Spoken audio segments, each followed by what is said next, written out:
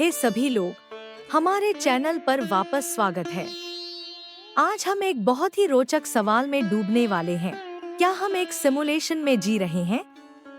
सोचिए, वास्तविकता क्या है? जो दुनिया हम अपने चारों ओर देखते हैं, क्या वह सचमुच असली है या यह बस एक विस्तृत इल्यूजन हो सकता है, जो किसी उन्नत सभ्यता द्वारा निर्मित एक वर्चुअल रियलिटी है? यह विचार नया नहीं है। वास्तव में यह सदियों से मौजूद है और इसे सिमुलेशन हाइपोथेसिस के रूप में जाना जाता है।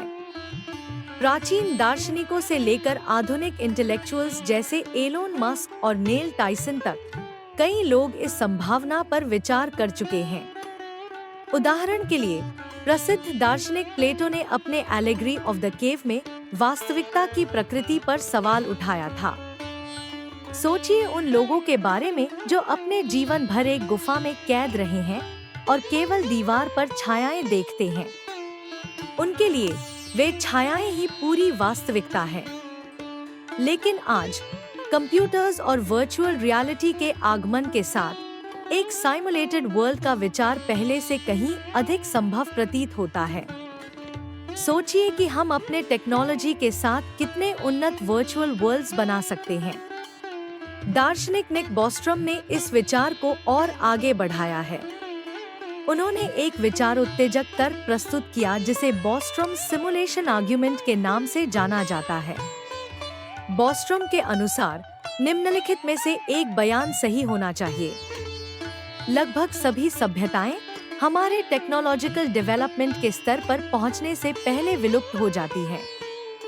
जो सभ्यताएं टेक्नोलॉजिकली मैच्योर होती हैं, उनमें से बहुत कम सभ्यताएं अपने पूर्वजों की सिमुलेशंस बनाने में रुचि रखती हैं। हम लगभग निश्चित रूप से एक कंप्यूटर सिमुलेशन में जी रहे हैं। आइए इसे थोड़ा विस्तार से समझते हैं।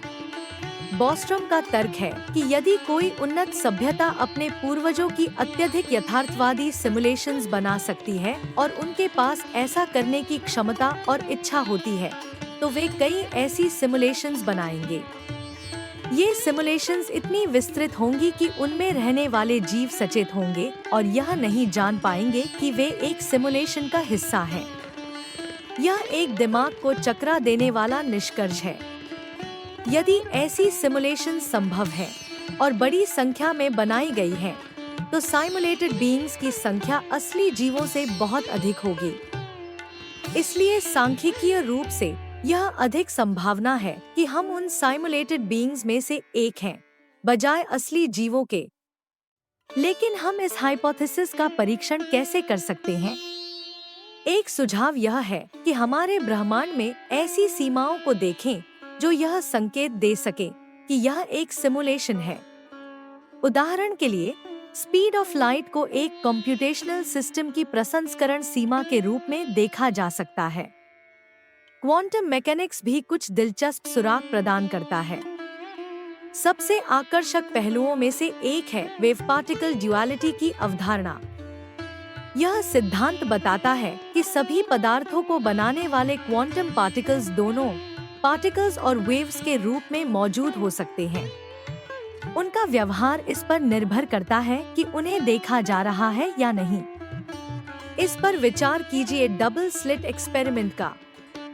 जब पार्टिकल्स जैसे कि इलेक्ट्रॉन्स को एक अवरोधक पर फायर किया जाता है जिसमें दो छेद होते हैं, तो वे दूसरी तरफ एक इंटरफेरेंस पैटर्न बनाते हैं, जैसे वे वेव्स की तरह व्यवहार कर रहे हों। लेकिन जब वही प्रयोग एक पर्यवेक्षक द्वारा देखा जाता है, तो वे पार्टिकल्स की तरह व्यवहार करते हैं और दो अलग-अलग रेखाएं बनाते हैं। इस घटना को ऑब्जर्वर इफेक्ट के नाम से जाना जाता है। यह ऑब्जर्वर इफेक्ट उस प्रकार का है जैसा एक कंप्यूटर गेम में होता है। कई उच्च गुणवत्ता वाले गेम्स में वातावरण का विवरण केवल उस स्थान पर विस्तार से प्रस्तुत किया जाता है जहां प्लेयर देख रहा होता है या इंटरैक्ट कर रहा होता है। बाकी दुनिया को कम विस्तार से रखा जाता है ताकि कंप्यूटेशनल पावर को बचाया जा सके। यह अवधारणा प्रसिद्ध फिल्म द मैट्रिक्स में भी देखी गई थी।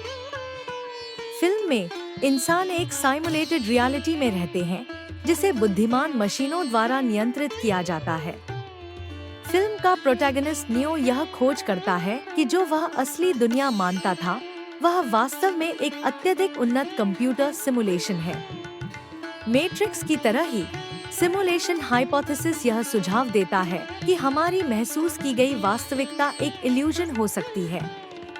जो कुछ हम देखते हैं, सुनते हैं और महसूस करते हैं वह शायद एक जटिल सिमुलेशन का हिस्सा हो सकता है, जिसे हमें यह विश्वास दिलाने के लिए डिजाइन किया गया है कि हम एक असली भौतिक दुनिया में जी रहे हैं। हालांकि हर कोई इससे सहमत नहीं है। आइए सिमुलेशन हाइपोथेसिस के खिलाफ कुछ तर्कों का पता लगाते हैं। पहला, यह हाइपोथेसिस काल्पनिक है और इसमें कोई ठोस एम्पिरिकल एविडेंस नहीं है। आलोचकों का तर्क है कि इस बात का कोई ठोस डेटा नहीं है कि हम एक सिमुलेशन में जी रहे हैं।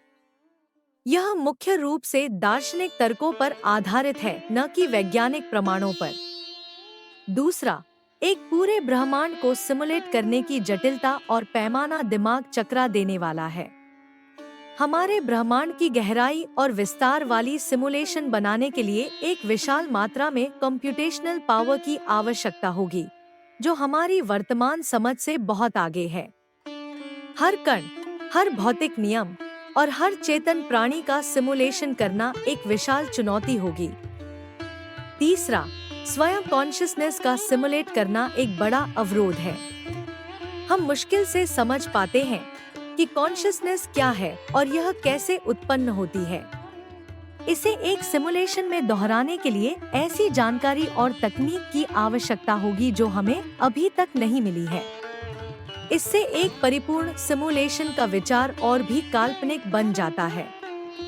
एक और तर्क यह है कि कोई भी दिखाई देने वाली गलतियां या ग्लिचेस नहीं है। सैद्धांतिक रूप से हमारे ब्रह्मांड जैसे विशाल सिमुलेशन में कुछ असंगतियां या त्रुटियां होनी चाहिए, विशेष रूप से उस विशाल डेटा को ध्यान में रखते हुए जिसे इसे प्रोसेस करना होगा।